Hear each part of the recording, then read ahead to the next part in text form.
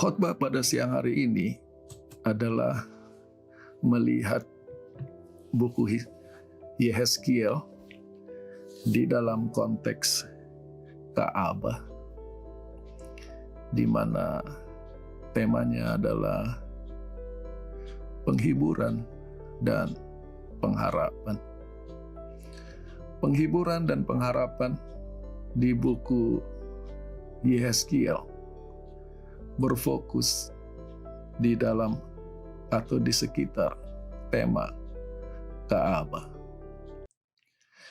Yang pertama, sebelum mendapat penghiburan, sebelum mendapat pengharapan, Yehezkiel melalui satu proses kekecewaan yang luar biasa. Kalau kita baca Yehezkiel 1 ayat 1, maka terjadilah pada tahun yang ke-30, pada bulan yang keempat, pada hari yang kelima dari bulan itu, ketika aku berada di tengah-tengah orang buangan di tepi sungai Kebar, langit terbuka dan aku melihat penglihatan tentang Tuhan. Sekarang Anda sudah mengerti gramatikal historical, maka kita harus melihat grammarnya. Terjadilah pada tahun ke-30, pada bulan keempat, pada hari kelima. Dari apa? Tidak ada penjelasannya. Tahun ke-30, titik. Maka sekarang kita perlu mengerti mengapa buku Yehezkiel dibuka dengan kalimat seperti ini.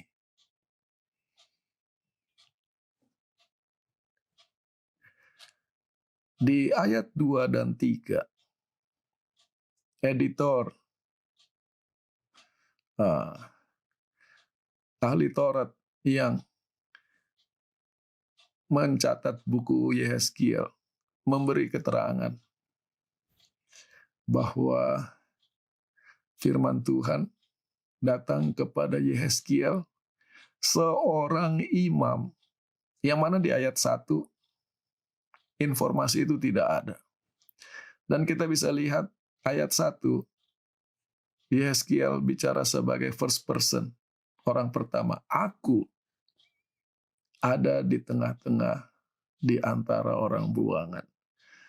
Ayat 2 dan 3 menunjuk Yehezkiel sebagai orang ketiga, menerangkan tentang dia, bahwa firman Tuhan itu datang bukan kepadaku, tetapi kepada Yehezkiel. Siapa Yehezkiel? Seorang imam dari atau anak dari Buzi. Di mana dia berada? Di negeri orang Kasdim, di Babylon, di tepi sungai Kebar. Di ayat 1, kita tidak diberitahu di mana sungai Kebar. Di ayat 3, diberitahu bahwa itu ada di tanah Babylon. Maka sekarang Yehezkiel, seorang imam, berada di Babylon, di tengah-tengah pembuangan. Tiba-tiba, tahun yang ke-30 jadi penting. Kenapa? Di Bilangan pasal 4, Tuhan memerintahkan Musa supaya Musa membuat sensus, mencatat keturunan imam, keturunan dari Kohat, yang mana adalah keturunan Lewi, keluarga demi keluarga. Dari usia 30 tahun sampai 50 tahun. Mereka inilah yang akan melayani pekerjaan di kemah pertemuan. Merekalah yang akan melayani pelayanan untuk hal-hal yang sangat kudus. Dan kalau kita lihat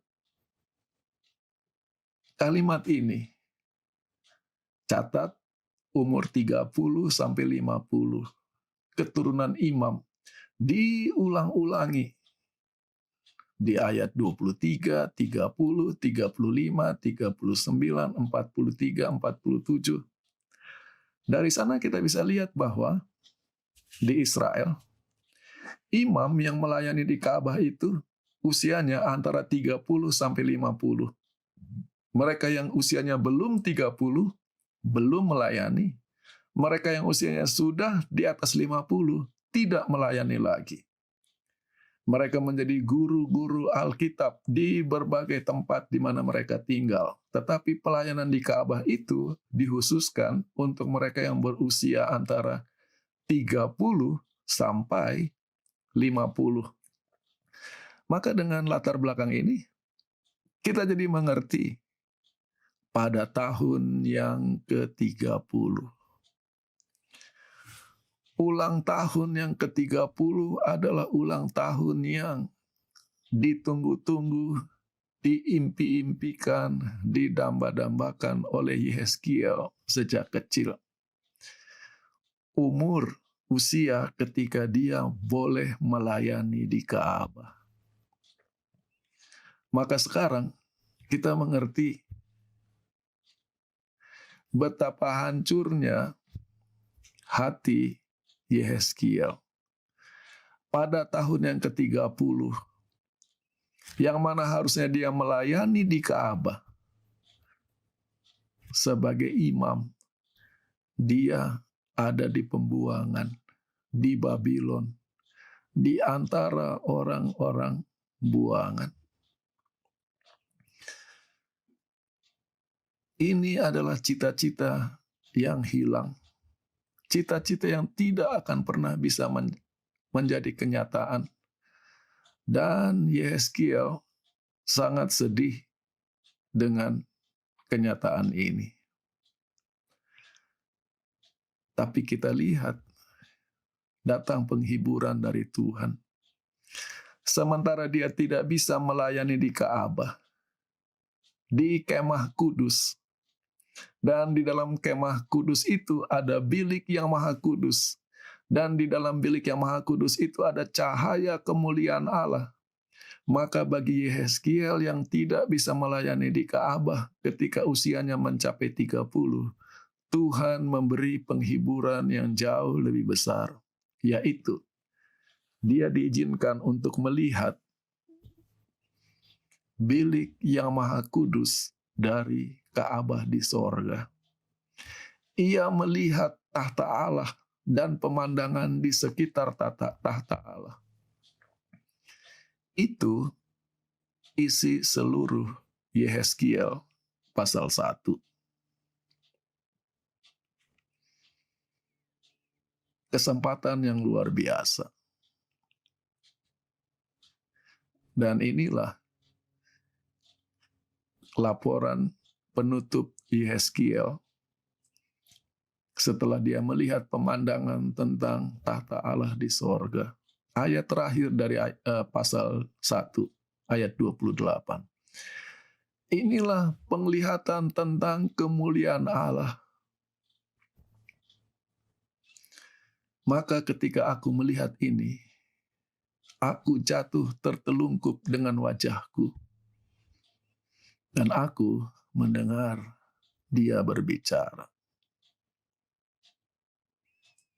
Kalau kita teliti ayat ini,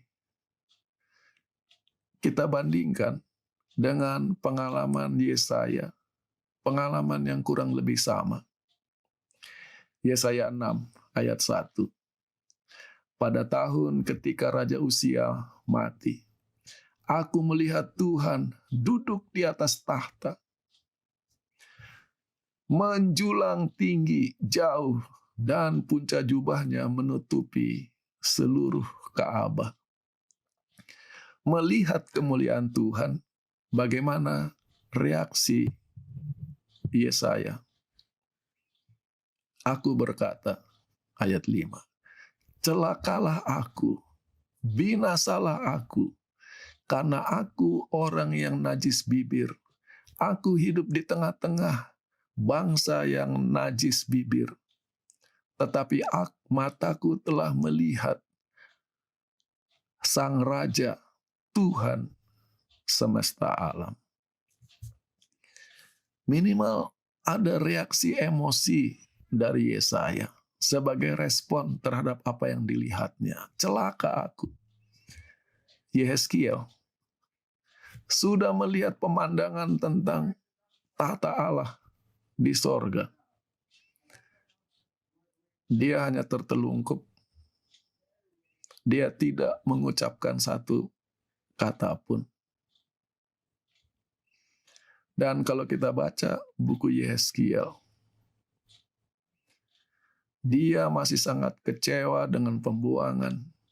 Dia masih sangat kecewa dengan kenyataan dia tidak bisa melayani di Ka'bah di Yerusalem. Maka dia menolak untuk bicara.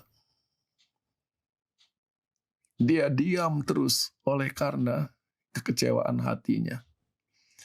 Di pasal 2, Tuhan memanggil dia menjadi nabi. Anak manusia, berdirilah di atas kakimu. Aku akan berbicara kepadamu. Anak manusia, aku mengutus engkau kepada bangsa Israel menjadi juru kabar Tuhan. Tapi kalau Anda baca sendiri, Yehezkiel menolak untuk bicara. Dia memilih untuk berdiam diri terus. Sampai-sampai karena Yehezkiel menolak untuk berbicara, karena kekecewaan hatinya,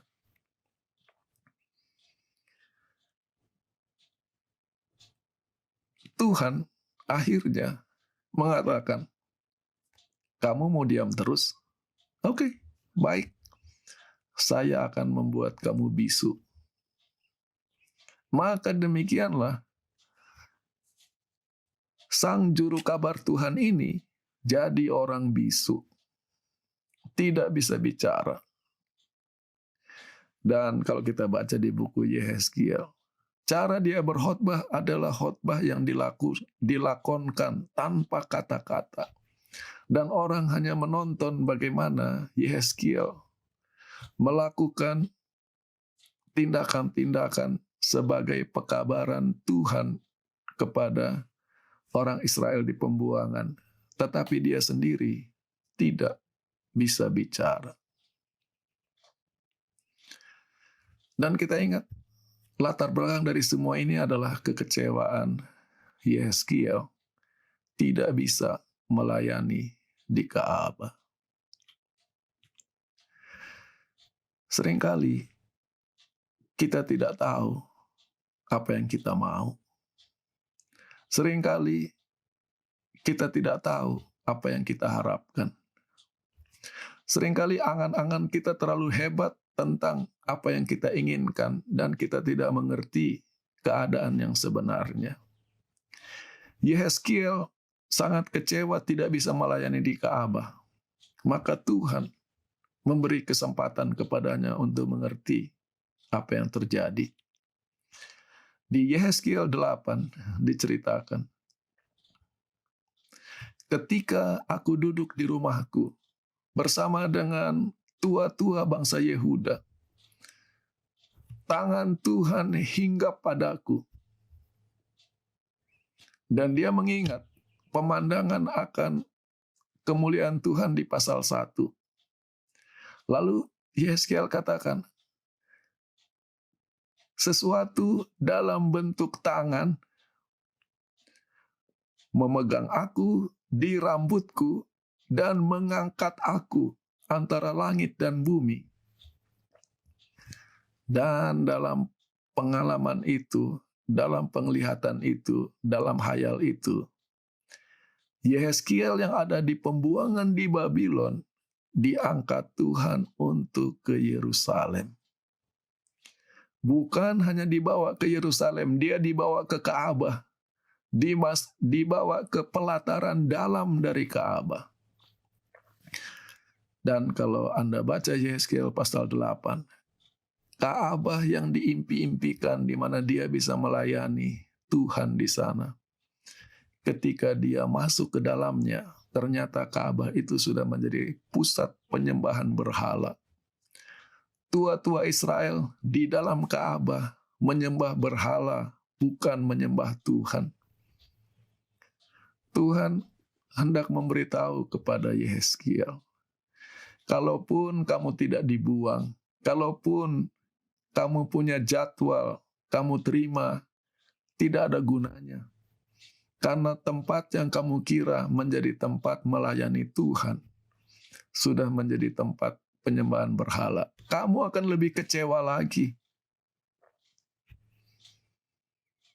Dan kalau kita bergerak ke pasal 9, oleh karena penyembahan berhala yang hebat ini, Yehezkiel melihat penglihatan tentang kematian dan kebinasaan.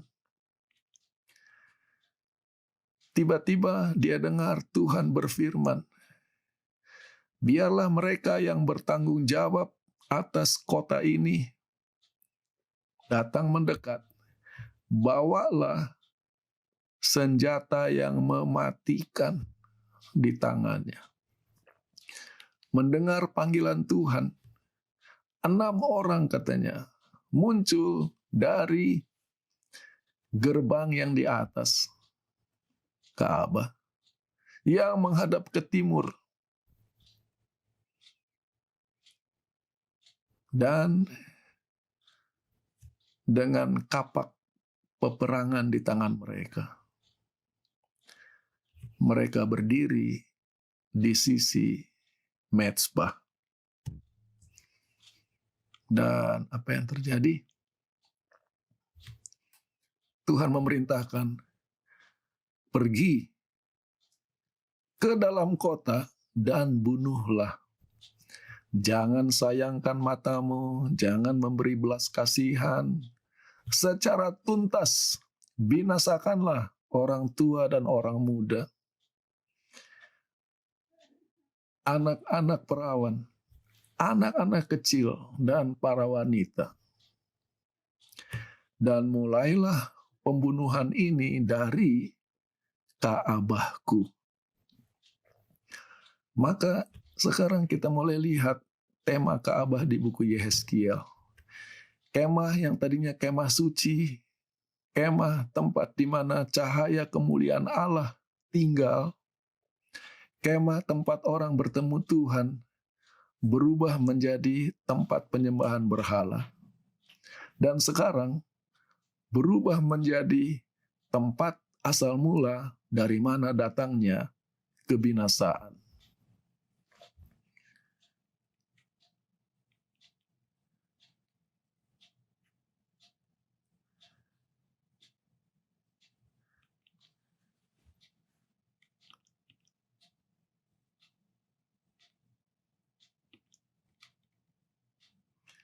Jadi kalau kita lihat di buku Yehezkiel bahwa utusan Tuhan membunuh penduduk Yerusalem, itu adalah khayal. Peristiwa yang sama dari kacamata Yeremia. Yeremia adalah nabi yang melayani di Yerusalem, dan dia melihat kenyataan sebagai kenyataan sehari-hari. Maka inilah yang dilaporkan oleh Yeremia di Yeremia pasal 6. Demikianlah firman Tuhan, lihat, ada bangsa yang datang dari utara, bangsa yang hebat, yang asal mulanya dari tempat yang paling jauh di bumi. Mereka membawa busur dan tombak, mereka kejam, tidak berbelas kasihan.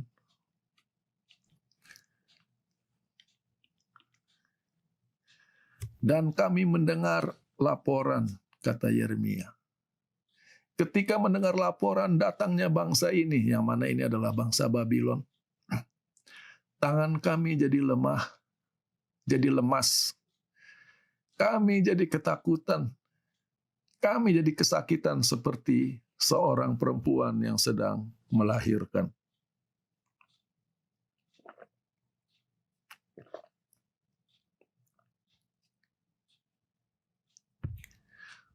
Pedang dari musuh, pedang dari segala jurusan, ketakutan dari segala jurusan.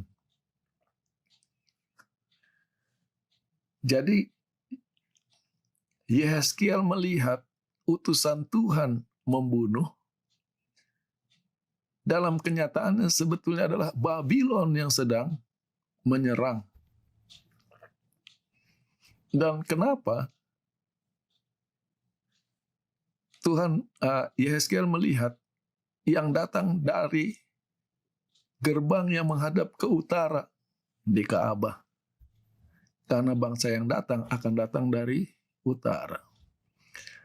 Lebih jauh lagi, kenapa pembunuhan di buku Yehezkiel dimulai dari Ka'bah? Ini akan memiliki literary structure dengan pesan yang terkandung di dalamnya. Di Yehezkiel 8, Yehezkiel mendengar Tuhan berkata, "Pergilah ke seluruh penjuru kota, bunuh, jangan segan-segan, jangan memberi belas kasihan. Secara tuntas bunuhlah orang tua, orang muda, anak perawan, anak kecil, dan para wanita." Yeremia melaporkan bahwa pasukan Babylon itu kejam dan tidak berbelas kasihan.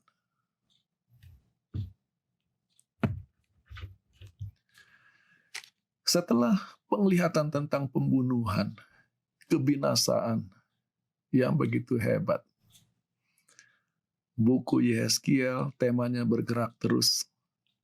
Dan di Yehezkiel 37,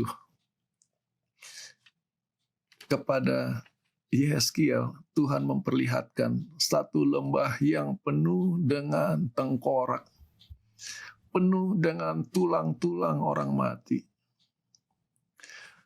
Jumlah tulang itu sangat banyak, menunjukkan bahwa kematian yang sangat hebat.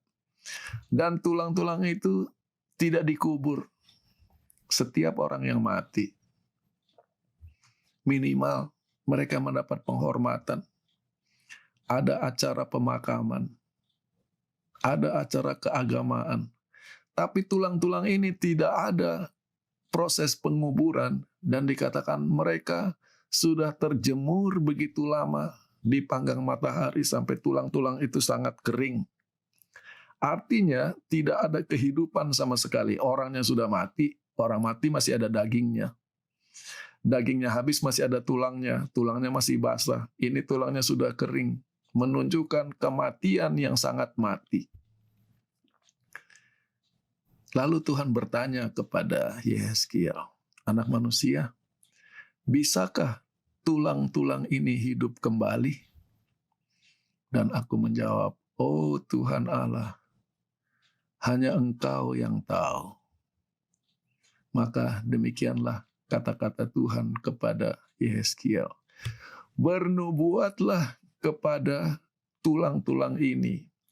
Hai tulang-tulang kering, dengarkanlah firman Tuhan."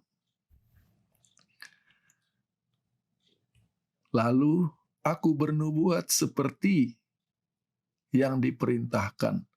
Dan sementara aku bernubuat kepada tulang-tulang yang mati ini, tiba-tiba kedengaran suara keributan, suara gemeretak, katanya. Tulang-tulang itu mulai tersambung, tulang demi tulang. Dan tiba-tiba tubuh mereka muncul lagi, daging menutupi tulang itu, kulit. Tapi tulang yang sekarang sudah terbungkus oleh daging dan kulit itu, katanya, masih mati, tidak bernafas. Maka Tuhan berkata lagi kepada Yehezkiel, "Bernubuatlah kepada nafas, bernubuatlah kepada nafas hidup." Demikianlah firman Tuhan. Datanglah hai angin, hai nafas, hembuskanlah nafas kepada orang-orang yang mati ini supaya mereka bisa hidup. Maka aku bernubuat seperti yang diperintahkan kepadaku, dan nafas hidup datang kepada mereka. Mereka menjadi hidup, berdiri di atas kaki mereka. Suatu pasukan yang luar biasa besarnya. Kenapa ayat ini penting? Yehezkiel 37. Di pembukaan buku Yehezkiel, karena kecewa, karena impian pribadinya tidak menjadi kenyataan, dia memutuskan tidak mau bicara. Dan karena dia tidak mau bicara, Tuhan membuat dia bisu. Karena dia kecewa melihat kehancuran, kekalahan, kematian, dia memilih diam. Tapi sekarang Tuhan berkata, kalau kamu mau bernubuat, menyampaikan firman Tuhan kepada tulang-tulang yang sudah mati ini, mereka akan hidup. Dan bangkitnya tulang-tulang yang mati ini sangat bergantung kepada seberapa tekun, seberapa sungguh-sungguh Yehezkiel menyampaikan firman Tuhan. Kalau dia hanya bicara satu kata, tidak akan terjadi apa-apa. Selama dia masih bernubuat, proses kehidupan berjalan. Selama dia masih bicara menyampaikan firman Tuhan, proses kehidupan masih berjalan. Cerita ini jadi penting kita hidup sekarang melihat statistik kematian di mana-mana. Tetapi firman Tuhan adalah sumber kehidupan. Dan selain berita statistik kematian, orang membuat berbagai teori tentang apa yang terjadi. Apakah itu hanya membuat orang kesal, orang takut, orang khawatir, atau membawa kehidupan, membawa kesegaran.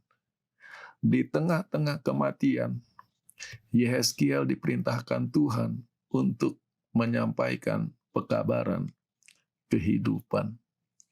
Dan kehidupan hanya terjadi selama Yehezkiel masih setia menyampaikan firman kehidupan. Mungkin kita bukan Yehezkiel, kita bukan nabi Tuhan. Tuhan tidak pernah memerintahkan kita untuk bernubuat kepada tulang-tulang yang sudah mati.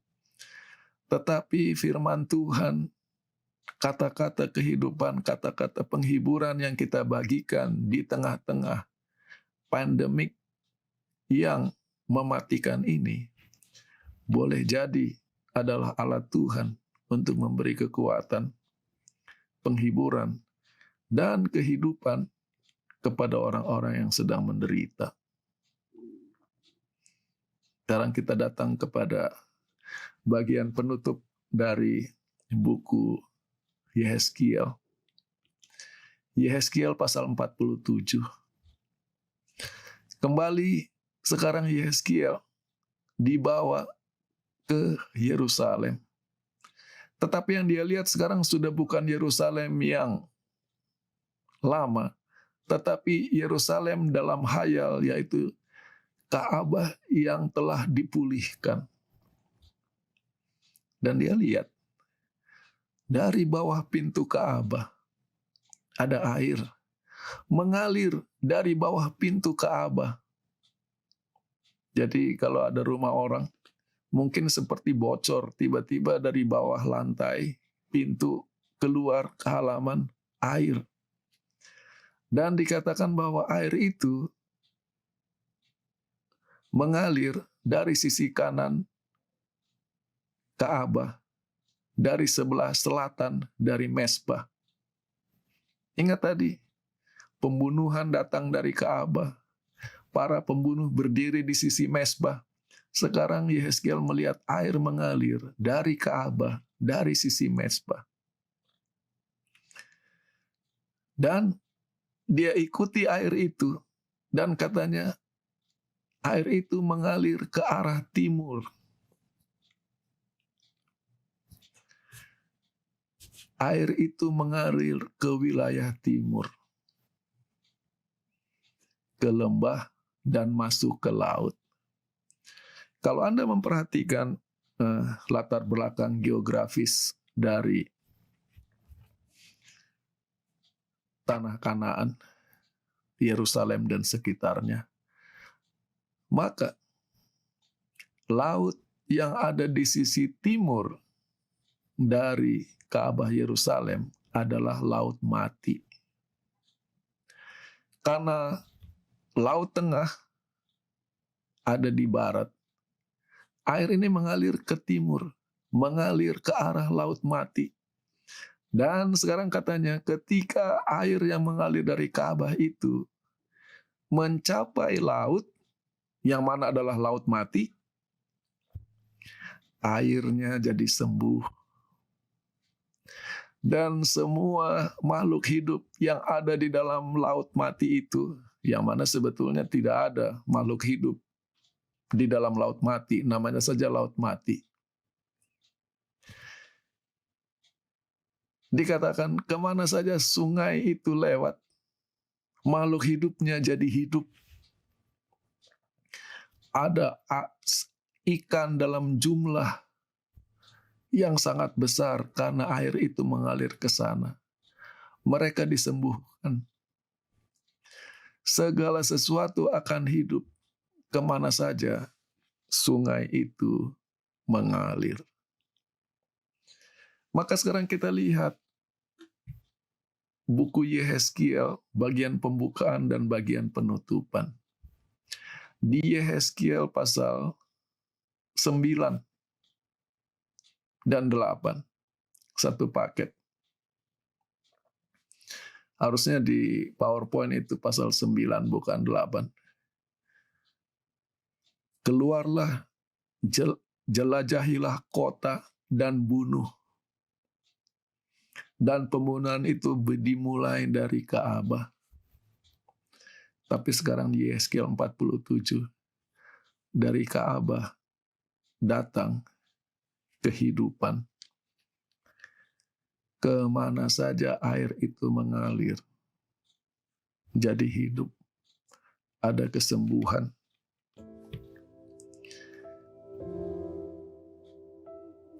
Mungkin sebagian dari kita merasa kecewa dengan adanya pandemik ini. Kehilangan pekerjaan, jam kerja dikurangi, penghasilan jadi berkurang. Yehezkiel juga kecewa. Pekerjaan yang diangan-angankannya sejak masa kecil hilang oleh karena bencana yang dialami. Tetapi buku Yehezkiel bicara tentang penghiburan dan pengharapan dan kehidupan. Kiranya saudara mendapatkan penghiburan dari Tuhan. Dan kiranya firman Tuhan bisa menjadi sumber kehidupan. Seperti air kehidupan yang mengalir dari Ka'bah di Yerusalem ke tempat yang paling mematikan di dunia ini, yaitu Laut Mati. Di tengah-tengah pengembaraan kita, di tengah-tengah bencana wabah virus ini, kiranya Tuhan memberi kehidupan, pengharapan di tengah-tengah kematian.